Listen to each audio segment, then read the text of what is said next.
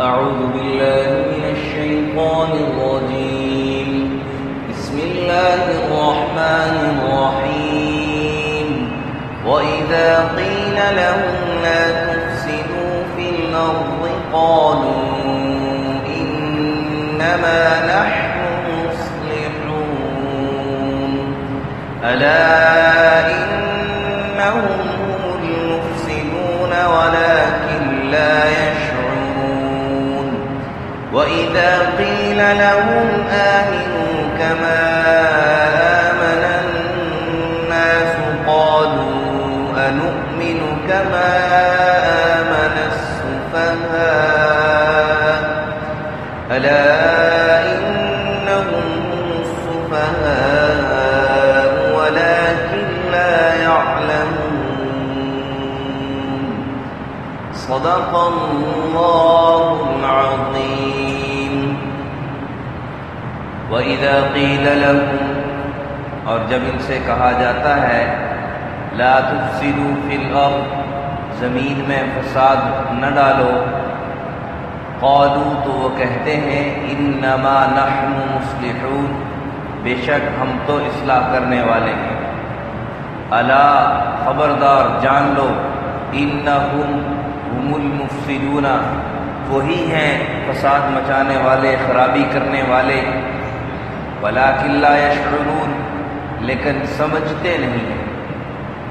وَإِذَا قِيلَ لَهُمْ آمِنُوا، اور جب ان سے کہا جاتا ہے کہ ایمان لے آؤ، کما آمن الناس، جس طرح ایمان لائے سب لوگ، قالوا، تو وہ کہتے ہیں انؤمن، کیا ہم ایمان لے آئیں، کما آمن السفہاء، جس طرح کے ایمان لائے بے وقوف لوگ، الا، خبردار جان لو، انہم هم السفہاء، وہی ہیں، یہی لوگ بے وقوف ہیں، ولکن لا یعلمون، لیکن وہ جانتے نہیں ہیں۔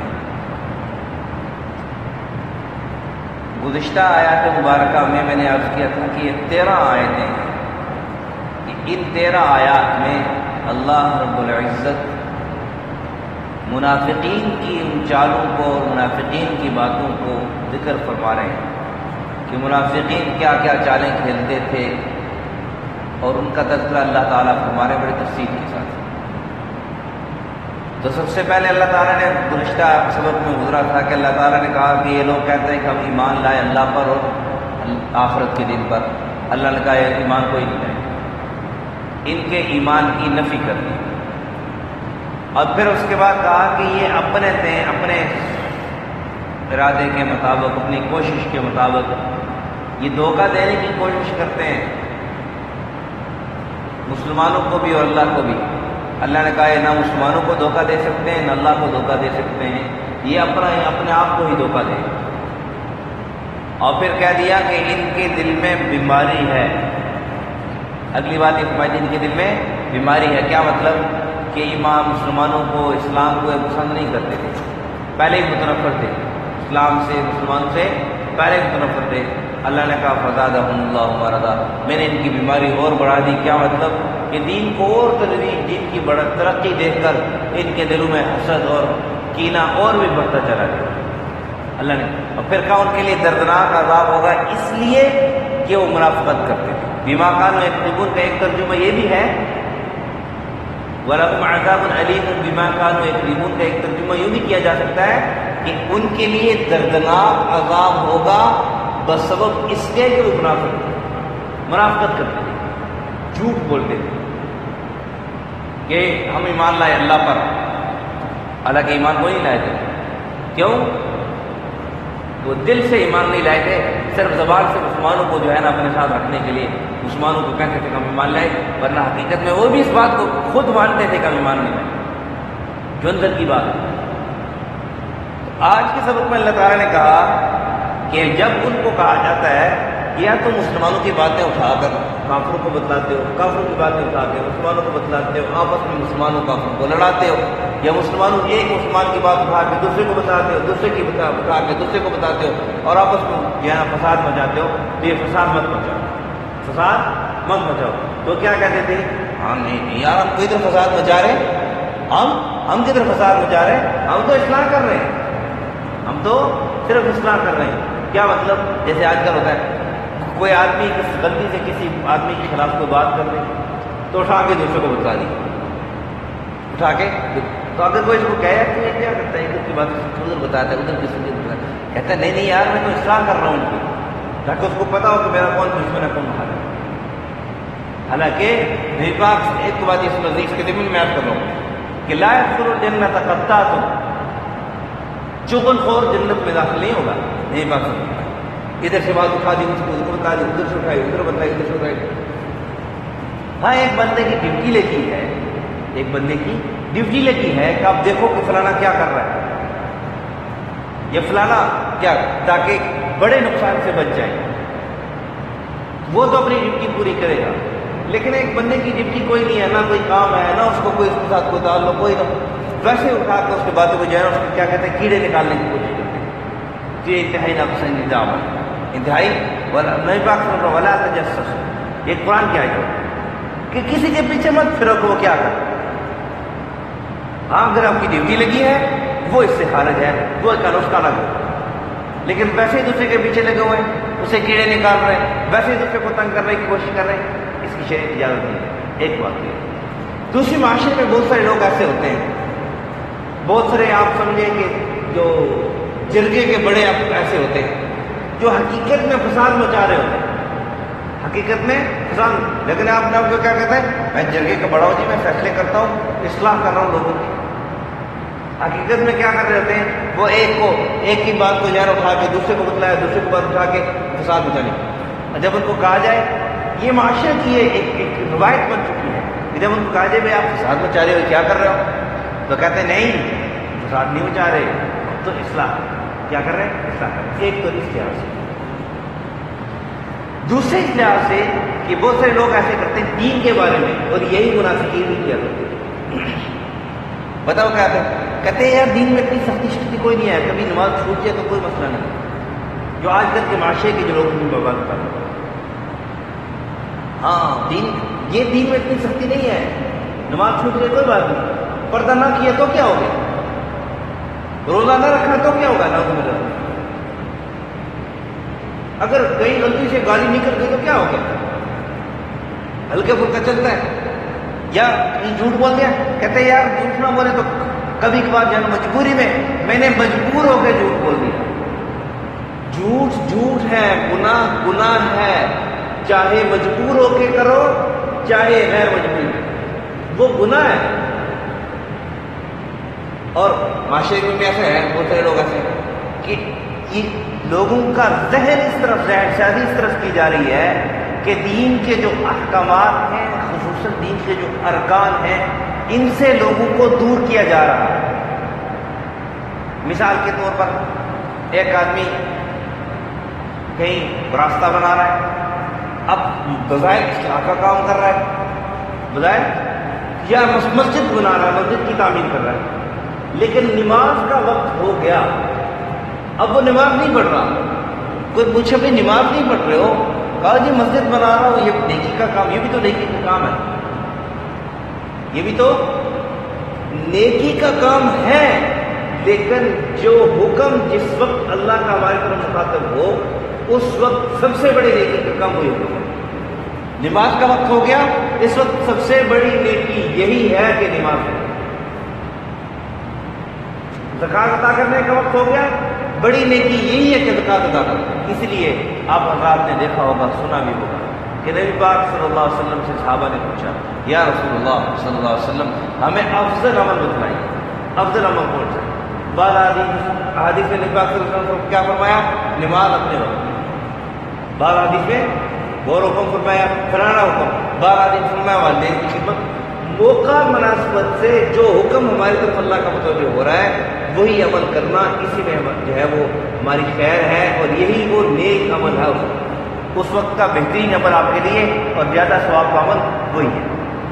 بہرحال بہت سارے ایسے لوگ بھی، بہت سارے ایسے ٹولے بھی، بہت سارے ایسے جو ہے نا وہ لوگ ہمارے مسلمانوں کو آپس میں لڑا رہے ہیں، مسلمانوں کا نقصان کر رہے ہیں، اصلاح کے نام پر مسلمانوں کو نقصان کر رہے ہیں، لیکن مسلمان بے خبر ہے، ان کے پیچھے چل رہا ہے۔ اور ان کی مان کے بھی چل رہے ہیں۔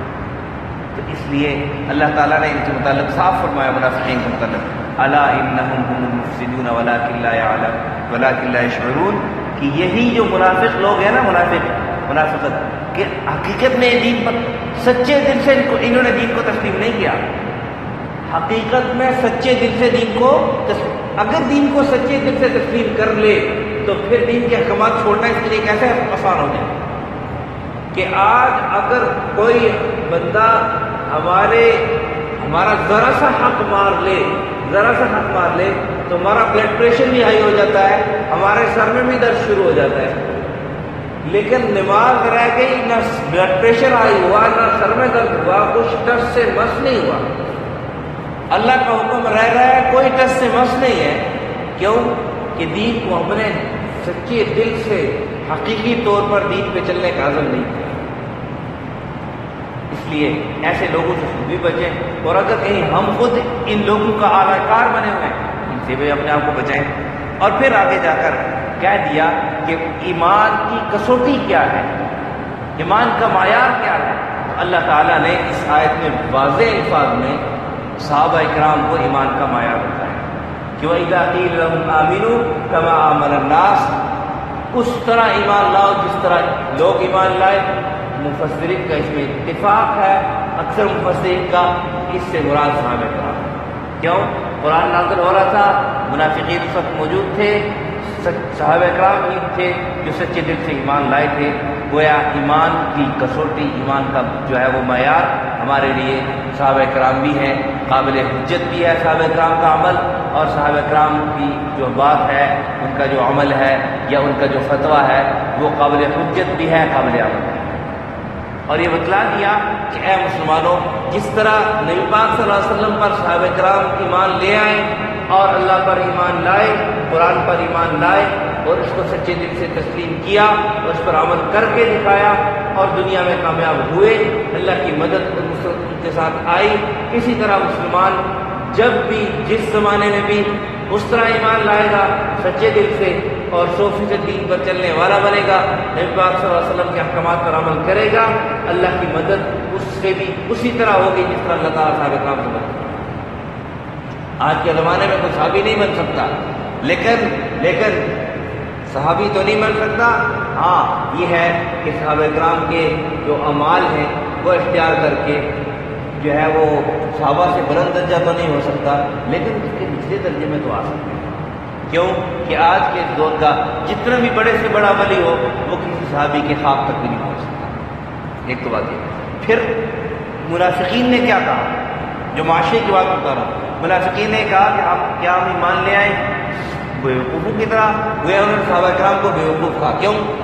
اس وجہ سے کہ جو بھی اللہ کا حکم آتا، نبی پاک صلی اللہ علیہ وسلم کا حکم ان کی طرف آتا، پھر وہ یہ نہیں دیکھتے تھے کہ اس میں میرا نقصان ہے، یہ نہیں دیکھتے تھے کہ اس میں میری جان چلی جائے گی، یہ نہیں اس بات کو دیکھتے تھے کہ اس میں میرا مالی نقصان ہے، یہ نہیں دیکھتے تھے کہ میں بیوی بچے جو ہے پیچھے چھوڑ کے جا رہا ہوں تو کی کام ہے، یہ نہیں دیکھتے تھے کہ میری کھیتی باڑی کا نقصان ہو جائے گا۔ اللہ کا حکم آ گیا، نبی پاک صلی اللہ علیہ وسلم کا طریقہ آ گیا، حکم آ گیا، اب اس پر وہ جان نچھاور کر دیتے۔ تو اس بنا پر منافقین کو کیا کہتے ہیں کہ یہ تو بیوقوف ہے، نبی پاک جو ان کو کہتے ہیں وہ کر دیتے، سوچتے نہیں، اپنے عقل سے کام نہیں لیتے۔ ان کو کیا کہتے ہیں؟ منافقین نے بیوقوف کہا۔ آج کل بھی معاشرے میں ہم دیکھیں نا تو معاشرے میں اگر کوئی ہمارا بھائی، ہمارا رشتہ دار اگر دین پہ لگا ہوا ہے، دین پر عمل کر رہا ہے، نماز روزہ کر رہا ہے، تہجد پڑھ رہا ہے، نوافل پڑھ رہا ہے، ذکر و اذکار کر رہا ہے، قرآن کی تلاوت کر رہا ہے، زیادہ وقت وہ اللہ کی یاد میں گزارتا ہے، تو لوگ کیا کہتے ہیں؟ یہ رہی دیکھو یہ چلا ہو گیا، بیوقوف ہے۔ بندے کو کوئی دنیا کا دھندا بھی کرنا چاہیے، بس یار تو اللہ اللہ ہی کرتا رہتا ہے اور کوئی کام کرتا ہی نہیں ہے۔ اس کو بیوقوف کہنے والا خود بیوقوف ہے۔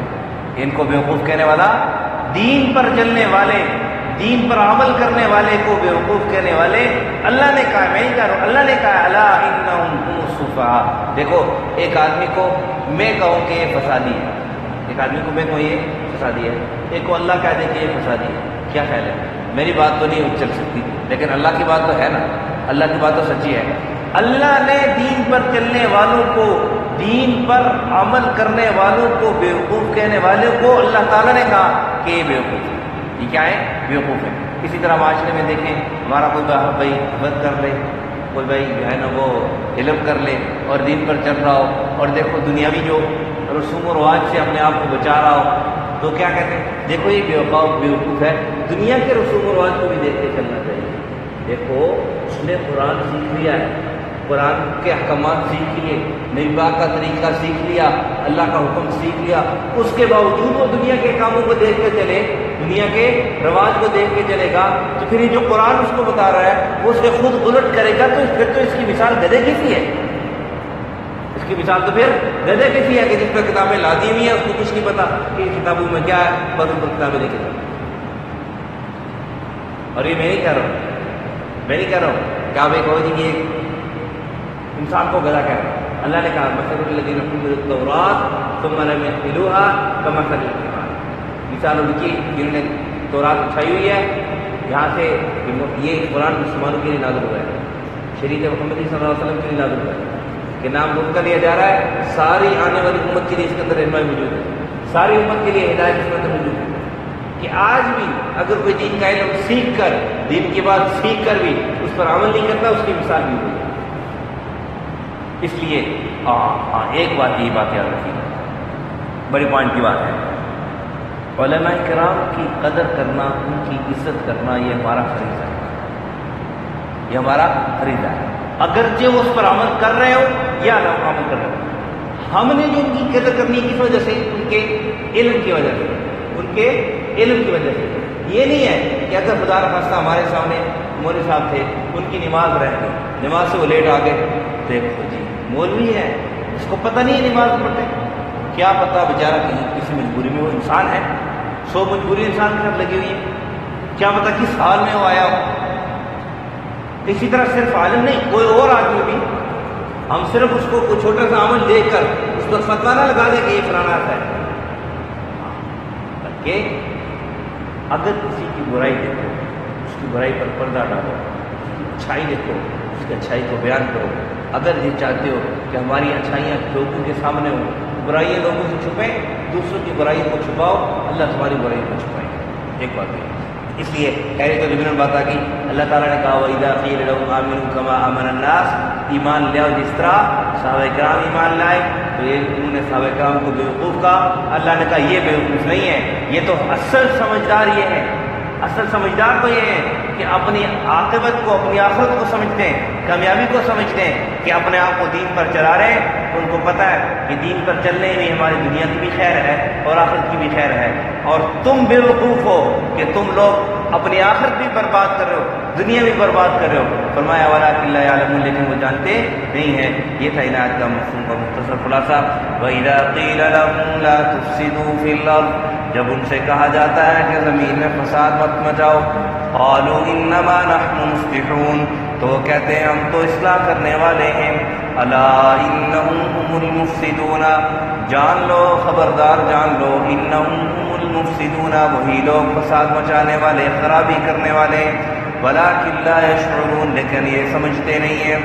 وَإِذَا قِيلَ لَهُمْ آمِنُوا، جب ان سے کہا جاتا ہے کہ ایمان لے آؤ، کما آمن الناس، جس طرح لوگ ایمان لے آئے صحابہ کرام، قالوا، تو وہ کہتے ہیں انؤمن کما آمن السفہاء، کیا ہم ایمان لے آئے ان کی طرح جس طرح بیوقوف لوگ ایمان لائے۔ الا انہم هم السفہاء، جان لو کہ وہی لوگ ہیں، یہ جو وہی لوگ ہیں جو صحابہ کرام کو یا ایمان والوں کو بیوقوف کہنے والے خود ہی بیوقوف ہیں۔ ولکن لا يعلمون، لیکن وہ اس بات کو نہیں جانتے۔ اللہ سمجھ رہا ہے۔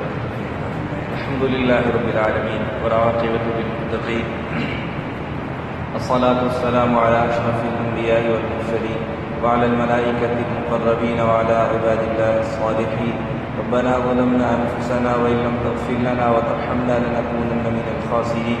اللهم ارحم على حالنا ولا تنظر الى سوء اعمالنا، اللهم اشف مرضانا ومرضى المسلمين، اللهم اقض حاجاتنا عن الغيب، اللهم إنا نعوذ بك من الهم والحزن، ونعوذ بك من العجز والكسل، ونعوذ بك من البخل والجبن، ونعوذ بك من غلبة الدين وقهر الرجال۔ اللهم اشف مرضانا ومرضى المسلمين، اللهم اقض حاجاتنا عن الغيب، रब्बि इरहम्हुमा कमा रब्बयानी सगीरा। सल्लल्लाहु अला नबील करीम मुहम्मदिन व अला आलिहि व सहाबिही।